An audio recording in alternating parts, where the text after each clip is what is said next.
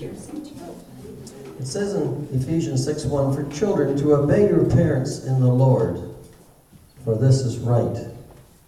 This is an instruction given by God for children to do what their parents tell them to do, providing it is in the Lord and not something other.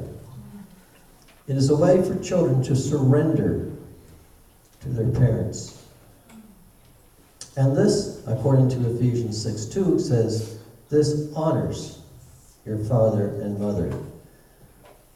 We are blessed when our children grow up and still honor us by surrendering their time and their resources for a day like today, or a day like Mother's Day. But in God's eyes, we are all children. It says in Ephesians 5:1 that be imitations of God as dear children. And that means that we are to obey our parents, or our parent, which in this case is God. Now, it's been shown throughout the Bible that many people surrendered to God. Abraham surrendered to God when he left Ur at God's direction. He obeyed God when he was going to sacrifice his son Isaac. This was a surrender of his will towards God.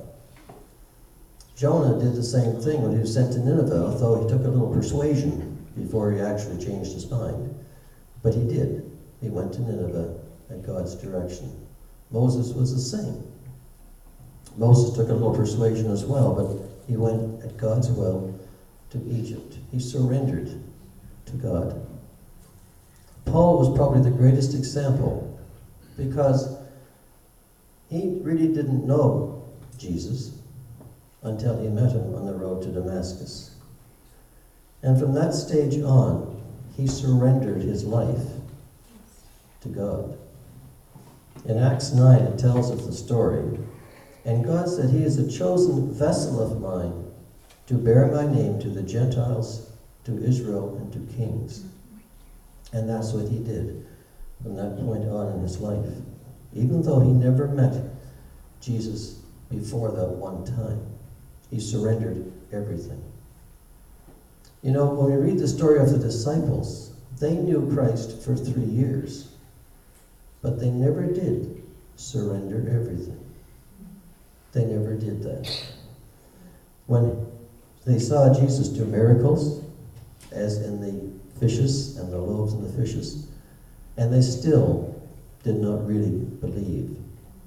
It said in Mark 6:52, that they did not understand about the loaves and fishes because their hearts were hardened.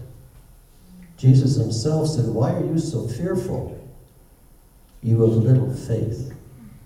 See, they did not give everything to Christ. They did not surrender everything.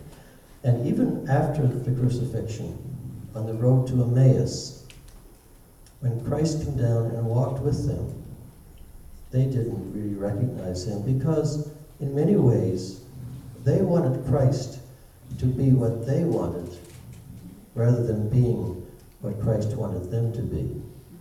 It says in Luke 24:21 that the disciples speaking, we were hoping that it would be you who was going to rule in Israel. That's what they expected Christ to be. Even after Christ spoke to them and said, O foolish ones, and slow of heart to believe in all that the prophets have spoken, ought not the Christ to have suffered these things and to enter into his glory? And beginning at Moses and all the prophets, he expounded to them in all the scriptures of things concerning himself. They still didn't recognize him. They still left with him, went in to sit down before they recognized who this was. The point is, we often have Christ walking with us, but we don't recognize him because we don't surrender everything to him. There's a little video clip, which is an old video, but there's a story behind it, if we can get John to play it. Just listen to there's a little testimony in this. Just listen to it carefully. And as God's children, we're supposed to obey God. Thank you, Lord. What a better day than Father's Day to surrender all to God.